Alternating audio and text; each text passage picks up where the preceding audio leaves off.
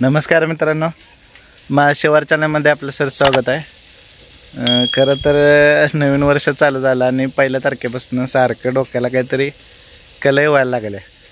म्हणजे नवीन वर्षाची सुरुवात कशी चांगली झाली पाहिजे सगळ्यांना वाटतं असं, पण अतिशय म्हणजे प्रत्येक दिवशी रोज काय ना काय तर होतं। आता 1 तारखेला बघा सांगतो सगळं, पण त्याच्या आधी तुम्हाला 2 गोष्टी सांगतो। समाजात 2 प्रकारचे माणसं असतात। एक जे निस्वार्थी असतात, दुसऱ्याचं नुकसान होऊ नये असं वाटतं त्यांना, आणि आपलं काय करत असताना दुसऱ्याला अडचण होऊ नये आणि दुसऱ्याचं नुकसान होऊ नये ह्या भावनेचे लोक एक समाजात असतात। आणि दुसरे असे असतात की आपलं काय बी होऊ दे पण दुसऱ्याचं चांगलं झालेलं बघवत नाही, किंवा दुसऱ्याचं नुकसान झालेलं त्यांना आनंद मिळतो, जास्त चांगलं वाटतं। म्हणजे अशा वृत्तीच्या लोकांना काय म्हणजे त्यातून मिळतं हे आजपर्यंत कोणालाच गावलं नाही। तर आज ह्या दुसऱ्या प्रकारच्या लोकांबद्दल हा व्हिडिओ आहे, आणि त्याच्यामुळे माझं नुकसान आता कसं व्हायला लागलं हे तुम्हाला मी सांगतो। हे बघा मित्रांनो, इथं आपण जे उपक्रम चालू केलता, माझा वाढदिवस माझा वृक्ष, ते आपण वृक्ष चांगलं जगवलेलं आणि वाढवलेलं, हा आंबा मित्रांनो मोडून टाकला। हे झालं मध्ये, परत काल सबलाईनला, हे 1 तारखेला झालं मित्रांनो, काल सबलाईनच्या पाईपा कोणीतरी काढून टाकल्या। आता आज हे भलतच झाले गणित। आता हे बघा, इकडचे जे शेतकरी बांधव आहेत आमचे, त्यांनी रात्रभर एवढं पाणी सोडले। आता लाईट 6ला गेल्या, आता 9 वाजलेत, अजून पाणी वाहतंय बघा, सगळ्या रानात पाणी झालेलं आहे। आणि आता मात्र हरभऱ्याचं काय खरं नाही, कारण हरभऱ्याला मुळकूस धरू शकते, बुरशी येऊ शकते, औषधं तर किती मारायचे, खर्चाचं प्रमाण चांगलं राहिलं पाहिजे। आता हे पाणी अक्षरशः मित्रांनो नाही त्या कडेपर्यंत जाऊन खालीच्या बाजूला ढो झाला आहे। आता कसं तर आपण तिथं बारकी मोटर लावली आणि पाणी काढायचं काम चालू केले, पण काय बोलायचं असं। आता हे बघा सगळ्या ऊसात ढो, आता काल आपण ठिबक 1-2-3 तासच चालू केलं तर का, कारण ऊसापुरती वल करायची आणि हरभऱ्याला वल पोचून द्यायची नाही, का हरभऱ्याला जास्त पाणी चालत नाही। एवढं चांगलं पीक आणलंय मित्रांनो, आणि काय आता तोंडात म्हणजे खूप वाईट येते। कुठं रोज एकमेकाच्या तोंडा पुढं जायचं म्हणून कोण कोणाला काय बोलत नाही, पण अक्षरशः ते ग्रस्त आलते आज माझ्या वडिलांच्या वयाचे आहेत, काय बोलायचं त्यांना आणि रागवायचं तरी त्यांच्यावर कसं। आपण एवढं लहान वयाचं काय, आता सरळ सांगितलं त्यांना, समज दिली की बाबा आता काय नुकसान झालं तर काय करायचं, एवढं मला प्रश्नाचं उत्तर द्या। एवढा मी राबतोय, कष्ट करतोय, तुमच्यासाठीच करतोय मी, काय गावानं चांगलं उत्पन्न काढलं पाहिजे, सगळ्यांची प्रगती झाली पाहिजे ही आपली भावना आहे।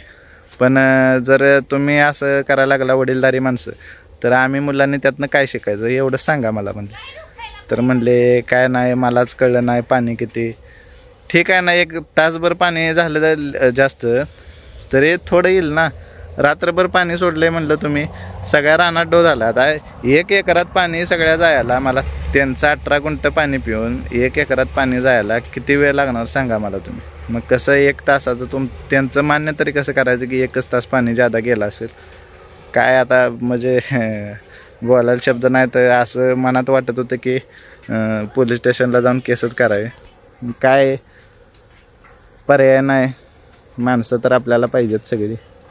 तर अशा प्रवृत्तीच्या लोकांना काय उपाय काय करायचा मित्रांनो सांगा, जरा कमेंट करा आज, कृपया प्लीज कमेंट करा आज, कारण अतिशय म्हणजे त्रास वाटतोय आणि हसू पण येते की अशा लोकांना मिळतंय काय। झालं ना, आपण माणुसकी म्हणून 2-3 वेळा त्यांना सांगितलं की बाबा पाणी जरा धरून पाजा, दुसऱ्याला त्रास होईल असं सोडू नका।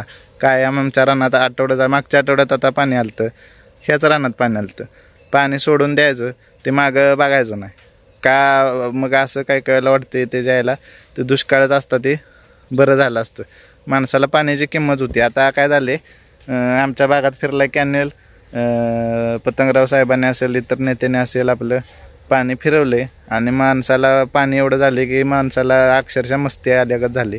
त्यामुळं काय म्हणजे पाणी वापरा ना तुम्ही, पण पाणी जपून वापरा, कधी पण दुष्काळ पडू शकतो। पाणी अति झालं तरी त्याचा वापर आपल्याला पाहिजे तेवढाच करा, उगाच बिनकामाचं पाणी दिवसभर सोडून द्यायचं, दुसऱ्याला त्रास, दुसऱ्याचं काहीतरी माळवं असतं, पिकं असते त्याचं नुकसान होतंय। हे बघा मित्रांनो, काय आता हे पाण्यात सगळा डोस झाला बघा।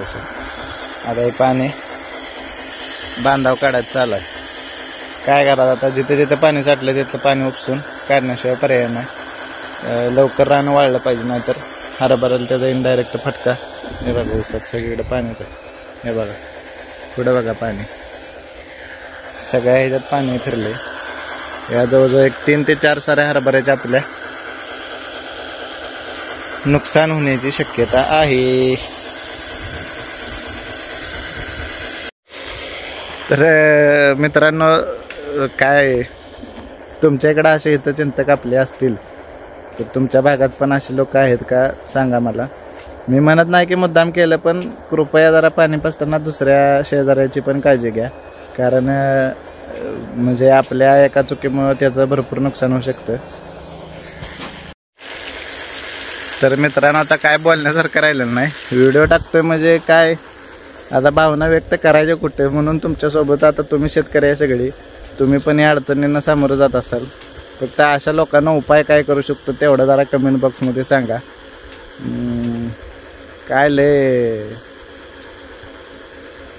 काय म्हणायचं यांना, शब्दच माझ्या तोंडात काही ना, म्हणजे चांगला शब्द काही ना हो, वाईट लय येते ती. पण आपल्याला कोणाला वाईट बोलायचं नाही, कोणाची निंदा करायची नाही, कारण त्यांचं कर्म ते त्यांच्यासोबत भोगत जाते ती.